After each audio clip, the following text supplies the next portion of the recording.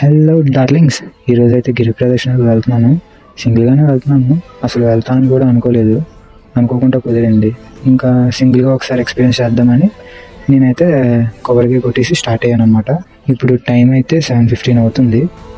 మా college friends and office friends కూడా వచ్చారు, కానీ అసలు సిగ్నల్స్ లేకపోవడం వల్ల కాంటాక్ట్ అవ్వలేకపోయాను.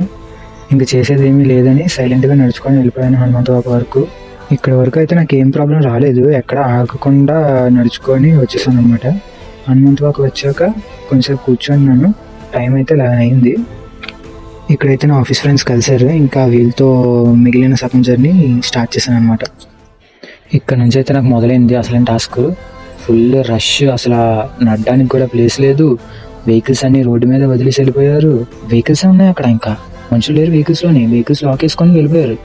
ఆ గుంపు నుంచి బయటపడ్డాక చల్లగా డ్రింక్ అయితే తాగేసి మళ్ళీ మా జర్నీ మొదలెట్టాము. ఇంకా నాన్ స్టాప్. ఇక్కడ హనుమంతవాక నుంచి ఎన్నేడి వరకు ఎక్కడ కూర్చోకుండా అదే ఊపి మీద గోవిందా గోవిందా అనుకుంటూ ఎన్నేడి వరకు వచ్చేసాము. ఎన్నేడి వరకు ఎలాగోకలా లాగేశాడు ఆ గోవిందుడు.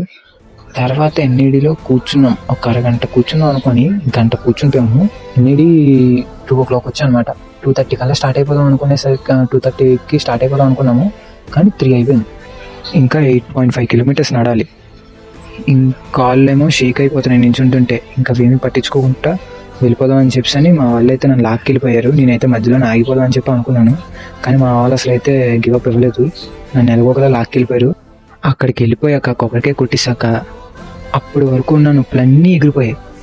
ఇది నా 4th టైం అనమాట. దీన్ని కూడా సక్సెస్ఫుల్గా కంప్లీట్ చేస్తాను వీళ్ళ వల్ల. Thank you so much. Bye.